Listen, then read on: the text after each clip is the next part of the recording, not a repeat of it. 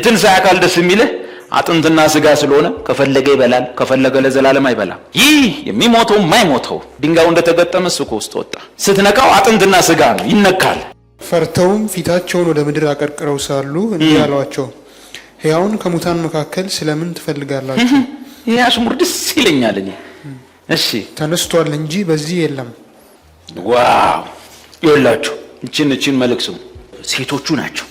ከሳምንቱ ማርያም፣ ሌላኛዋም ደግሞ እንደዚሁ ወዘተ። ከዛ በኋላ ደግሞ ሳምንቱ መጀመሪያ ቀን ያዘጋጁትን ሽቶ ይዘው ከነርሱ ጋር አንዳንዶቹ ወደ መቃብሩ እጅግ ማልደው መጡ። ድንጋዩ ከመቃብሩ ተንከባሎ አገኙት። ኢየሱስ ነው አይደል ድንጋዩን ፈንቅሎ የወጣው አይደል? ድንጋዩን አንከባሎ ወጣ። አሜን። እንደዛ ነው። እንደሱ ከሆነ በትንሣኤ አካል አልተነሳም ማለት ነው። ኢየሱስ የወጣው እንዴት ነው? ከመቃብር። አቤት! ሌሊት ላይ ድንጋዩ እንደተገጠመ እሱ ከውስጥ ወጣ። እንኳን ድንጋይ ሊያንከባልል የተገነዘበት ጨርቅ አልተበታተነ። መጽሐፉ እንደሚለው ጭንቅላቱ ላይ የነበረው እዛው፣ የተገነዘበትም እዛው፣ እሱ ከውስጥ የለም። እንኳን በር ሊፈነቅል ጨርቁን አልበታተነ። ኢየሱስ ሲነሳ ግን ጨርቁ ተበታትኖ ቢሆንስ? የትንሣኤ አካል አልለበሰም። የትንሣኤ አካል ማለት ምን ማለት ነው? ስትነካው አጥንትና ስጋ ነው፣ ይነካል። መንፈስ ያዩ መሰላቸው። ኖ ናና ንኩኝ። ሲነኩት ይነካል። እና ዘግተን ነበር። እንዴት ገባክ? እንደዚህ ዘግተን ሸጉረን ነበር የተኛ። አንተ ቤት ገብተህ ነው። እኛ እኮ ለዛ ነው መንፈስ የመሰልከን። መንፈስ አለ ኢየሱስ እኔ ላይ እንዳለው አይነት አጥንትና ስጋ የለውም። ጌታ አጥንትና ስጋው በመቃብር አልቀረም፣ ከሙታን በእርግጥ ምን ሆኗል? ተነስቶ። ታዲያ እንዴት ነው አሉ። ጭራሽ መቃብሩ ቦታ ሐዋርያት ሲሄዱ ዮሐንስ ወሳኝ ነገር ጻፈልን። ሰዎች የሞተ መስሎ ተነስቶ ነው እንዳይሉ፣ የተገነዘበት ጨርቅ በጭንቅላቱ ጋር ያለው ጥምጥም እዛው ነበረ፣ ሌላው በቦታው ነበር። እሱ ግን ከውስጥ የለም።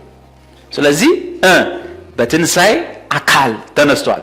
ይህ የሚሞተው የማይሞተው፣ ይህ የሚደክመው የማይደክመው፣ ይህ በውርደት የሚዘራው በክብር ተነስቷል ማለት።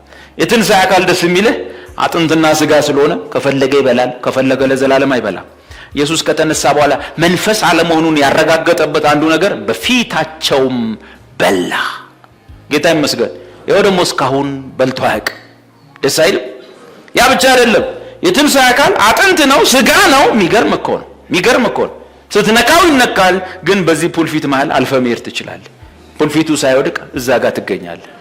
በሉ ደህና ሁኑ ብዬ በዚህ በኩል መሄድ እችላለሁ። ደስ አይልም? እንለብሳለን። እሺ የእሱ አይነቱን እንለብሳለን። የቀን ጉዳይ እንለብሳለን። ወይኔ እንኳን ክርስቲያን ሆንን፣ እንኳን ክርስቲያን አረገ። እኔ እሱን ነገር ማየት ፈልጋለሁ። ሆሊውድ ላይ መሮኛል። ራሴ በዚህ በኩል እልፍ ራሴ ምንድን ነው ጎስት ነው ምናምን ስትል ኧረ ናና ንካኝ። ስትነካኝ እነካለሁ። ዴቭ ራስን አይደላው እንዴት እስቲ ስትለኝ በዚህ ሄድልሃል። ግድግዳው አይቦድስም ነው። ስለዚህ ኢየሱስ መቃብሩን አልፈነቀለም። መቃብሩን ያነሱት እነማን ናቸው? አቤት! መቃብሩን ያነሱት ድንጋዩን ያንከባለሉት እነማን ናቸው? መላእክቶች። ለነማን? ኢየሱስ ሌሊት ነው ተነስቶ ወጥቶልሃል። ከዛ በኋላ ሴቶቹ ነጋ። ሲነጋጋ ሽቶ ሊቀቡት ሲሄዱ ድንጋዩ ተገጥሟል። ማን ያንከባለን ሲል መላእክቶች መጡና ሁለት ሰው የሚመስሉ መጡና ድንጋዩን ካካካካካ አርገው ላው ላይ ቁጭ አሉ። ምን አሉ? ለምንድን ነው ሕያውን ከሙታን መካከል የምትፈልጉት? እቺ ንግግር ደስ ትለኛለች። ሕያውን ከሙታን መካከል መፈለግ ማለት ምን ማለት ነው? አሽሙር እኮ ነው። ስለዚህ መቃብሩን አልፈነቃቀለም። እሺ መቃብር ፈነቃቀለ የሚባል ትምህርት የለም። ድንጋይ አንከባለለ የሚባል የለም። የትንሣኤ አካል በተዘጋ ውስጥ የሚወጣ ማለት ነው። ሰው ነው እንትን መቃብሩን ፈነቃቀለው። ይሄ ማለት ተደብቆ የነበረ ሰው፣ ያልሞተ ሰው ሁኔታዎችን አይቶ ውጩ ሰላም መሆኑን ሲያቅ ሲወጣ ነው። ለምን ሲባል ምንም የተቀየረ ሰውነት የለም። የትንሣኤ አካል የሚባለው ግን ይህ የሚደክመው የማይደክም የሚሞተው የማይሞት ይህ በውርደት የሚዘራው በክብር የሚነሳበት መንፈሳዊ አካል። መንፈስ አይደለም። መንፈሳዊ አካል ማለት አጥንትና ስጋ ነው። መንፈስ ዓለም ላይ እንዳለው ነገር ነው የሚሆነው። ይሄን መላእክት ራሳቸው ሊያዩት ይመኛሉ። አጥንት ስጋ የላቸውም። ስለዚህ በዚህ ይወጣሉ ይገባሉ። እኔና አንተ አጥንትና ስጋ አለን፣ እንወጣለን እንገባለን። ይሄን ነገር መላእክቱ ራሳቸው ሊያዩት ይመኛሉ። እንኳን ክርስቲያን ሆነን እንኳን እናቴ ወለደችኝ እንኳን ተወለድኩ።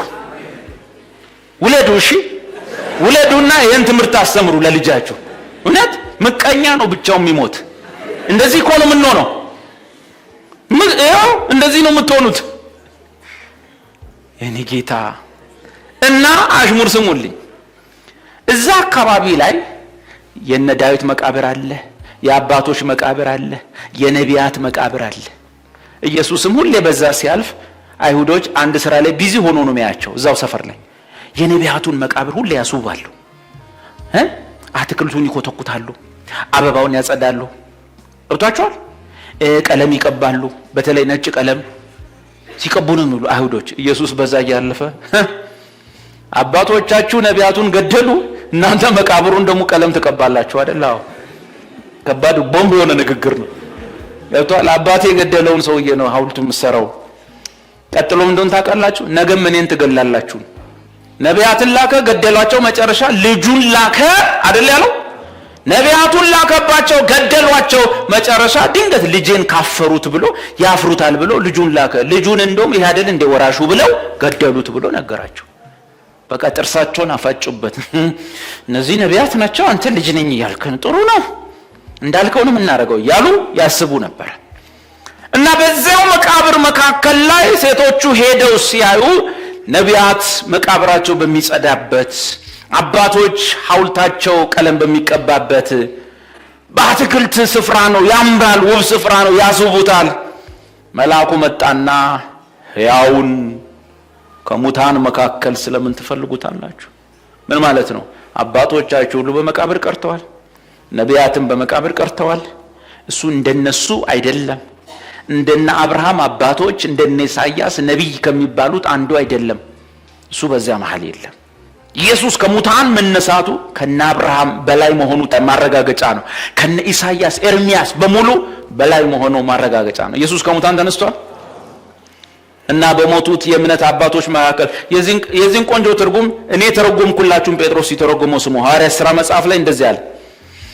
ወገኖቼ ሆይ ቅዱስህን መበስበስ ያይ ዘንድ አትተውም ብሎ ዳዊት ተናግሯል። ትንቢት ዳዊት እንደምታውቁት መቃብሩ መካከላችን ላይ አለ። ያው ነገር ግን ዳዊት ነብይ ስለነበረ ከእርሱ ወገብ የሚወጣው የእርሱ ዘር የሆነው መሲሁ ሞት እንደማይዘው ለመናገር መበስበስ እንደማይነካው ለመናገር ዳዊት ትንቢት ተናገረ ብሎ አላቸው። እዛው በዓለ ሃምሳ ላይ ኢየሱስ ከሞቱ አባቶች መካከል የለም።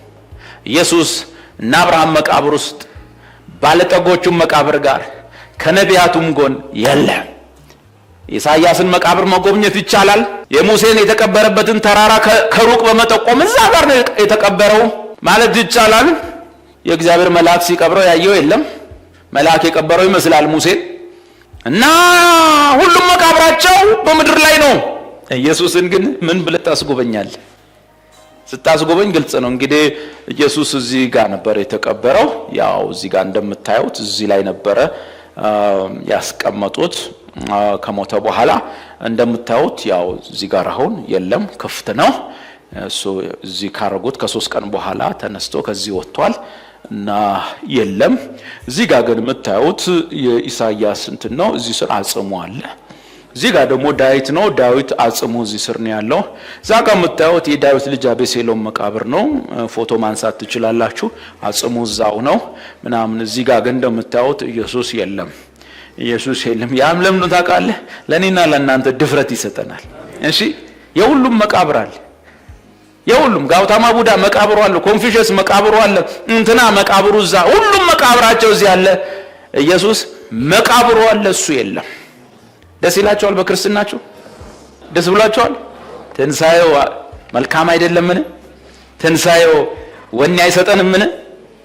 ከነቢያት ፈጽሞ የተለየ ሐዋርያት ሥራ ምዕራፍ 2 ቁጥር 24 እግዚአብሔር ግን እግዚአብሔር ግን የሞትን ጣር አጥፍቶ አስነሳው፣ ሞት ይዘው ዘንድ አልቻለምና። እችን ነገር ያዙልኝ፣ እቺ አሽሙር ነች። እቺ ይው ሞት ይዘው ዘንድ አልቻለምና። እስራኤላዊ ሰባኪ ለእስራኤል ልጆች እየሰበከ ነው። ለእስራኤላውያን ልጆች ንግግሩ ይገባቸዋል። ሞት ይዘው ዘንድ እሱን ግን አልቻለም ሲል ምን እያለ ነው?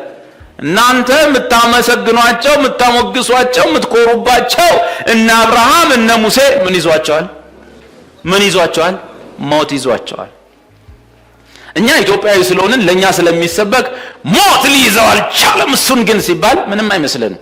የሚታየን ቀጥታ ችሎታው፣ አቅሙ፣ ጌትነቱ ነው። ከሆነ አካል ጋር መወዳደሩ አይገባን።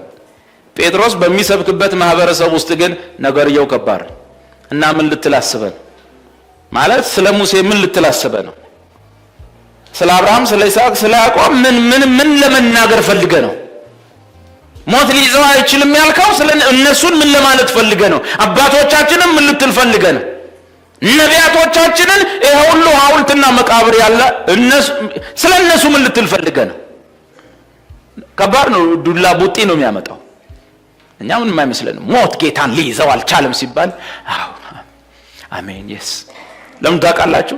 እኛ ምናወዳደረው ምንም አያትም ቅድመ አያትም ነብይም ምንም አልነበረንም በኦሪት። ለእስራኤላውያን ግን የውድድር ጉዳይ ነው። ኢየሱስንስ እግዚአብሔር ግን የሞትን ጣር አጥፍቶ አስነሳው፣ ሞት ይዘው ዘንድ አልቻለምና። በቀላል ቋንቋ ሌላ ነገሩ ደግሞ ወደኛ አምጦት እኛን ምን ሊይዘን አይችልም? የትንሣኤ ልጆች ናቸው። ኢየሱስ በግልጽ ነው የነገረን። ስም አውጥቶልን እኮ ነው ሄደው። መላእክት እንደማያገቡት እንደማይጋቡት ሁሉ አለ ጌታ፣ የትንሣኤም ልጆች ወደፊት አያገቡም አይጋቡም ብሎ ለገባው የምስራች ላልገባው ትንሽ የሚያስከፋ ነገር ነገረን። ገብታችኋል? ከዚህ በኋላ የትንሣኤ ልጆች፣ እኔ ስሙ ደስ ይለኛል። የምን ልጆች? የትንሣኤ ልጆች። በክብር ትንሣኤ የሚነሱ ማለት ነው። እኔን መስለው የሚነሱ ማለት ነው። ጌታ ይመስገን። የትንሣኤ ልጆች አያገቡም አይጋቡም አለ። ሰዱቃያን መጥተው ወደፊት እንዴት ነው ትዳር የሚመሰረተው በትንሣኤ ብለው ሲነግሩት ዳዊት ስለ እርሱ እንዲህ ይላል። አሁን ጥቅሱ ምንድን ነው? የኢየሱስ ትንሣኤ ኢየሱስ ከነ ዳዊት ከነቢያት ከአባቶች ሁሉ በላይ መሆኑን ያረጋገጥንበት ነው። እና ድርድር ውስጥ አትግቡ። እሺ፣ ድርድር ውስጥ አትግቡ። ሙሴ ኤልያስ ብሎ ነገር የለም። ወደ ኋላ እሺ፣ ደብረ ሲና እና ቀራንዮ አንድ ላይ አይሰበኩም። ደብረ ሲና ወደ ኋላ፣ ሙሴ ወደ ኋላ፣ ኤልያስ ወደ ኋላ። በምንም አይነት ሁኔታ የእግዚአብሔር ቤተክርስቲያን የሙሴና የክርስቶስ ሰፈር አይደለችም። በሐዋርያት ሥራ 15 ላይ ጀግናው ሐዋርያ ተነሳና እንዲህ አለ። ለምንድን ነው በቤተ ክርስቲያን ውስጥ ስለ ሙሴ የምትሰብኩት? ሕግን ማለት ነው። ሙሴ በየምኩራቡ የሚሰብኩ አሉለት። ወይኔ እንዴት እንዳስወጣው! ሙሴ በየምኩራቡ የሚሰብኩ አሉለት። ምንድነው ማለት ነው? እኛ የእግዚአብሔር ልጅ ኢየሱስ አይሁድ እንዲሰበክ ማይፈልጉት ኢየሱስ ሰባኪ ነን። እነሱ ሙሴን ይስበኩ፣ እናንተ ኢየሱስን ስበኩ። ደስ አይልም? እንኳን ክርስቲያኖ እንኳን እግዚአብሔር ሆይ እንኳን የሙሴ ተከታይ የሙሴ ደቀ መዝሙር የምኩራብ አባል አላደረከኝ። ወይኔ እና እኔ አሁን ክርስቲያን በመሆኔ በጣም ደስ እያለኝ ትንሣኤውን ስናስብ ኮራ ነው የሚለው። ኮራ ይልሃል። ቁጥር 25 ዳዊት ስለ እርሱ እንዲህ ይላልና ወይኔ ኢየሱስ በመነሳቱ ከነቢያት ውጭና የነቢያት አምላክ ነው፣ የአባቶች አምላክ እንጂ ከአባቶች አንዱ አይደለም። ትንሣኤው ቁጥር 25 ዳዊት ስለ እርሱ እንዲህ ይላልና ወይኔ ዳዊት ምን አለ መሰላችሁ? ጌታን ሁልጊዜ በፊት ያየሁት። ማንን? ጌታን ሁልጊዜ በፊቴ ያየሁት፣ በኦሪት መጽሐፍ በቀኝ ያየሁት፣ እንዳልታወክ በቀኝ ነውና። እቺን ሳምንት ላነባት እችላለሁ። ደስ እንዲላችሁ እንዳትታወኩ ነው። እሺ፣ ኢየሱስ ከምን ተነስቷል? ከሙታን ስለተነሳ ሁልጊዜ በፊታችን አለ። አባቶችስ ስለሞቱ የሉም፣ በመቃብር ስላሉ በፊታችን የሉም። ኢየሱስን በተመለከተ ግን እግዚአብሔር ከሙታን ስላስነሳው ዳዊት ስለ ኢየሱስ እንዲህ አለ፣ ጌታን አሁን ሁልጊዜ በፊት ያየዋለሁ። እንደፍራለን፣ በዚህ እንደፍራለን። ኢየሱስ የት ነው ያለው? ከፊታችን ነው ያለው። የባለፈ ታሪክ አይደለም፣ የመቃብር ታሪክ አይደለም። ተነስቷልና ከኛ ጋር ነው፣ እስከ ዓለም ፍጻሜ ከኛ ጋር ነው። ዳዊት ምን እንዳለ ታውቃላችሁ? የኢየሱስን ትንሣኤ ምን ብሎ እንደሚያወራው ከዚህ በኋላ ጌታ ሁልጊዜ በፊቴ ነው። ጌታ ከሙታን ተነስቶ ሁሌ በፊታችን ከመሆኑ የተነሳ ውጤት እንዳልታወክ ከዚህ በኋላ ስጋት የለም። ከዚህ በኋላ መታወክ የለም። ጌታ ከሙታን ተነስቷል። እግዚአብሔር ከሙታን አስነስቶታል። ስለዚህ ከፊት ለፊታችን ሁልጊዜ አለ። በፊት ለፊቴ አየዋለሁ እና አልታወክም። ዜና ሰማለሁ፣ በቃ ፈነዳ፣ አበጠ፣ ወጣ፣ ሄደ በዚህ በኩል ምናምን አልታወክም። ሃይማኖት ሰማለሁ፣ ጠፋን፣ አለቅን፣ ሲኦል፣ ገሃነም፣ እንጦሮጦስ አልታወክም። ኢየሱስ ከሙታን ተነስቷል። ሁልጊዜ በምን ያየዋለሁ? ፊት ለፊት ያየዋለሁ። ፊቱ ደስ ይላል። ፊቱ መልካም ነው። ፊቱ የበራ ነው። ፊቱን ብቻ ሳይሆን ያሳየን ከፊቱ ጋር ደስታን አጠገበን። መጽሐፍ ነው የሚለው ሁልጊዜ በፊት ለፊታችን ነው። በዚህ ምድር ላይ ያለብንን ጋር ያለብንን መከራ ያለብንን ትግል ያለብንን ስትራግል ያቀዋል። የኔ ጌታ ያየዋል፣ ችግሬን ያየዋል፣ ጥያቄን ያየዋል፣ ሳልነግረው ይሰማዋል። እና ግን ፊቱን ሳይ እጠግባለሁ ይላል መጽሐፍ። ደስ አይልም? በቀኝህ አለው እግዚአብሔርን ዘማሪው የዘላለም ፍስሐ አለ፣ አንተ የተጨነቁትን ታሳርፋለህ። ቀጥሎ ደግሞ ወረደና ከፊት ጋር ደስታን አጠገብከኝ። አብን ምን አለው? በቀኝ የዘላለም ፍስሐ ቁጭ ብሏል። ኢየሱስ የምን ፍስሐ? የዘላለም ፍስሐ። ኢየሱስን አየው፣ ከፊትህ ጋር ደግሞ ደስታን አጠገብከኝ። ታድለናል። ይሄው ሊሆነው ኢየሱስ ከሙታን ስለተነሳ